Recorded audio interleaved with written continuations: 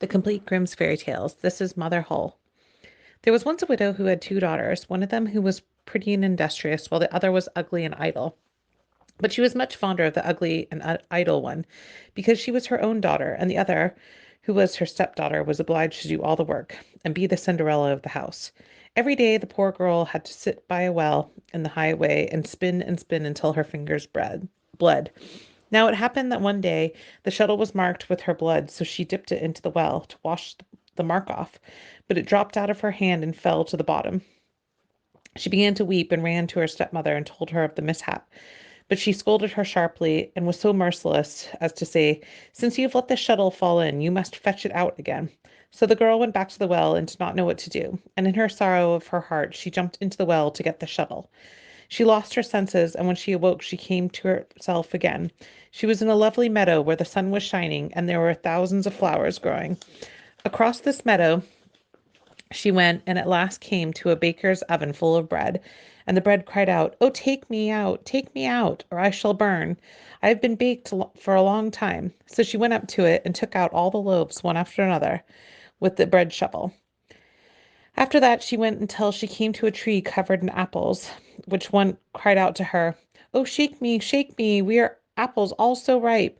And so she shook the tree till the apples fell like rain, and went on shaking till they were all down, and then she went and gathered them into a heap, and went on her way.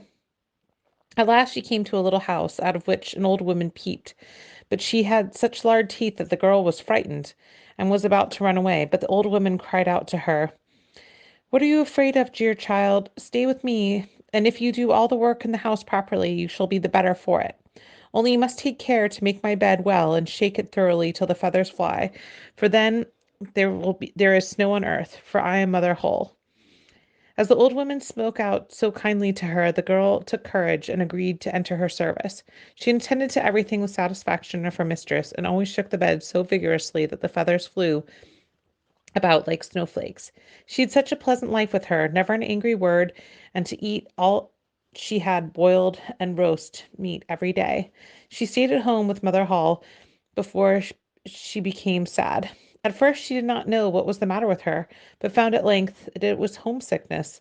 Although she had many thousand times better here than at home, she still was longing to be there. At last she said to the old woman, "I have a longing to be home, however well off I am down here.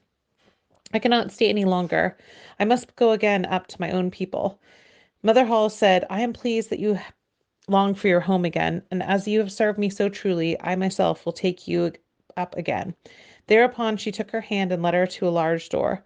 The door was opened, and just as the maiden was standing beneath the doorway, a heavy shower of golden rain fell, and gold clung to her, so that she was completely covered with it. "You shall have this because you are so industrious," said Mother Hall, and at the same time she gave her back the shuttle that which had fallen into the well. Thereupon the door closed, and the maiden found herself upon the earth, not far from her mother's house.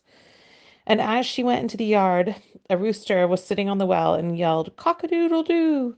Your golden girls come back to you." And so when she went into her mother, she arrived thus covered with gold, and she was well received by both her and her sister. The girl told all that had happened to her, and as soon as the mother had heard that she had become into so much wealth, and that she was so anxious to obtain so much good luck for the ugly, lazy daughter, she had to seat herself by the well and spin, and in order that her shuttle might be stained with blood, she struck her hand into a thorn bush and pricked her finger.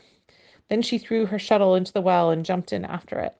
She came like the other to the beautiful meadow and walked along the very same path. When she got to the oven and the bread again cried, "Oh, take me out, or I shall burn. I've been baked a long time." But the lazy thing answered, "As if I had any wish to make myself dirty." And she went. And soon she came to the apple tree, which cried, "Oh, shake me, we apples are all so ripe." But she answered, "I like that one of the one that might fall on my head," and so on. And she went to Mother Hole's house, and she was not afraid, for she had already heard of her big teeth, and she hired herself to her immediately. The first day she was forced to work diligently and obeyed Mother Hall when she told her to do anything, and she was thinking of all the gold she would give her. But on the second day she began to be lazy, and on the third day even more still, and then she would not get up in the morning at all. Neither did she make Mother Hole's bed as she ought, and she did not shake it as to make the feathers fly up. Mother Holle soon tired of this and gave her notice to leave. The lazy girl was willing enough to go, and thought of the golden rain would come. Mother Holle led her to the great door, but while she was standing beneath it, instead of gold, a big kettle full of pitch was emptied over her. And there was, "That's a reward for your service," said Mother Holle, and shut the door. So the girl went home, and she was quite covered with pitch. And the rooster on the well, as soon as he sighted her, cried out, "Cock-a-doodle-doo, a dirty girl's come home to you." But the pitch clung fast to her and would not come off of her for as long as she lived.